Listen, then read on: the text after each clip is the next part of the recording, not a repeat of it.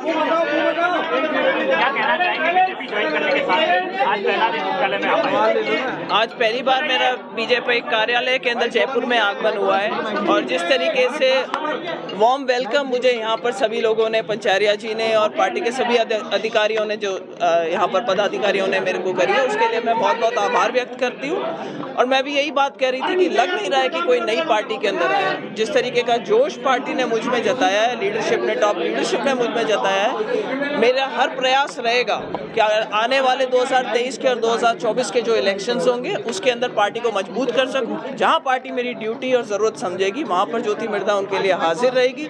अपने सभी कार्यकर्ताओं को अपने साथ लेकर के चलने का मेरा प्रयास रहेगा और मुझे पूरी उम्मीद है कि 2023 और 2024 के चुनावों के अंदर बीजेपी राजस्थान के अंदर और हिंदुस्तान के अंदर भारी मतों के साथ में विजय होगी और आकर के सरकार बनाएगी। बीजेपी का दामन थामने के पीछे क्या वजह थी जिस कारण से आपने कांग्रेस में छोड़ा? देखिए, सबको पता है कि कांग्रेस से मेरा पुराना नाता रहा था।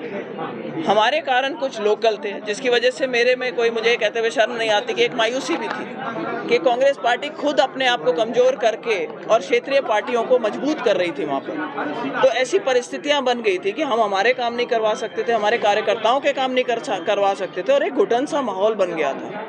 मीनवाइल बीजेपी की जो टॉप लीडरशिप थी उन्होंने मुझे अप्रोच करा, उन्होंने मुझसे कहा कि हम चाहते हैं आप बीजेपी ज्वाइन करें।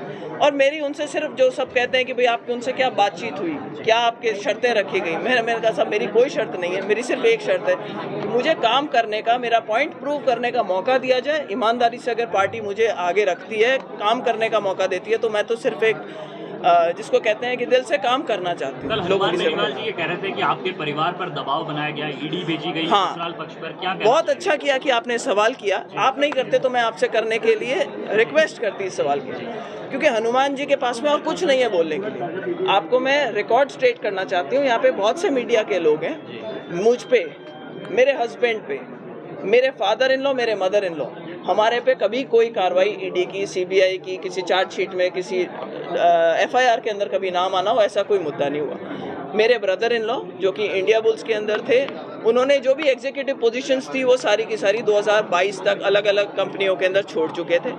आज की तारीख में 2022 के बाद से मेरे किसी परिवार के सदस्य के ऊपर कोई ईडी, सीबीआई या किसी प्रकार की कोई जांच लंबित नहीं है, कोई एफआईआर नहीं रखी हुई है। तो हनुमान बेनीवाल जी से मेरा सिर्फ ये निवेदन है कि अपना रिकॉर्ड स्ट्रेट करें और ऐसे अनर्गल किसी के ऊपर इल्ज़ाम लगाने की ज़रूरत नहीं कि दबाव के अंदर हो। जो लोग ज्योति मिर्धा को जानते हैं वो ये भी जानते हैं कि ज्योति मिर्धा को आप आर्म ट्विस्ट करके कोई राजनीति तो छोड़ो, कोई दूसरा काम भी मुझसे नहीं करवा सकते। कैसे आप उन्हें चुनौती देंगे मैडम, क्योंकि आप चुनौती आपके सामने फिर से बड़ी रहेगी, बीजेपी के साथ में आप जाएंगे तो कैसे चुनौती आप दे सकेंगे? देखिए, चुनौती देने की बात ही नहीं है, वो चुनौती में कहीं अड़ेंगे ही नहीं। उन्होंने खुद अपने इंटरव्यूज के अंदर बाद में ये बात बोली कि साहब आपने बीजेपी का दामन क्यों थामा था। तो उन्होंने इंटरव्यू में बोला कि एक परिवार से मेरी राजनीतिक रंजिश थी और उसको हराने के लिए मुझे कुछ एक्स्ट्रा वोटों की जरूरत थी। इसका मतलब ये है कि पहली बात, उनके पास पूरे वोट नहीं है, तो उन्होंने बीजेपी का दामन थामा था सिर्फ मुझे हराने के लिए। आज बीजेपी से उनका गठबंधन टूट चुका है।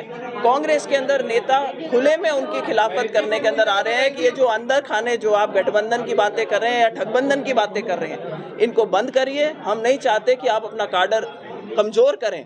तो बड़े बड़े नेता कांग्रेस के, चाहे वो हमारे सचिन पायलट जी हों, चाहे वो हरीश चौधरी जी हों, चाहे दिव्या मदेरणा जी हों, सारे ओपन में आकर के और कांग्रेस के अंदर भी यही कह रहे हैं कि गठबंधन मत करो।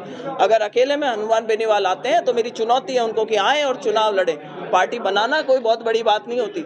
अपनी वहाँ पर अगर दिखाना है कि मैं सक्सेसफुल हूँ तो आए और चुनाव लड़े और वही घोड़ा वही मैदान पता चले। कांग्रेस का गढ़ रहा है, क्या माना जाए बीजेपी का गढ़ बनेगा नागौर? देखिए साहब, नागौर ऐसी जगह है जहाँ से राजनीतिक आवाज उठती है राजस्थान के अंदर। तो बात पार्टियों की नहीं हो रही है, बात इस वक्त ये हो रही है कि माहौल क्या बनेगा। और नागौर में जो माहौल होगा वो पूरे राजस्थान के अंदर जाएगा, इस बात से कोई भी डिनाई नहीं कर सकता। और आज जो माहौल, जो मुझे अभी, मेरे को नागौर जाना बाकी है, लेकिन जो माहौल मुझे दिखाई दे रहा है, बहुत लोगों में जोश है। यात्रा है, कल परसों के अंदर जैसा पार्टी आदेश करेगी यात्रा के अंदर सम्मिलित होना है। वरना खरनाल हम हर बार जाते हैं, कोई भी नई शुरुआत करते हैं, जब परिवार हमारा रहा है तो खरनाल जाएंगे, नागौर जाएंगे। लोगों के साथ जो जोश होगा वो आप लोगों तक भी पहुंचेगा। टिकट को लेकर के आप आश्वस्त हैं, टिकट को लेकर के कि पार्टी में आने के साथ ही? मैंने क्या कहा आपसे, मैं एक सच्चे कार्यकर्ता की तरह से पार्टी के साथ में लग के, अगर पार्टी को लगता है कि मेरा चुनाव लड़ना उनके ज्यादा हित की बात है तो चुनाव लड़ूंगी। वो कहेंगे चुनाव मत लड़ो तो मुझे कोई चुनाव लड़ने की ऐसी अड़ी भी नहीं। Thank you.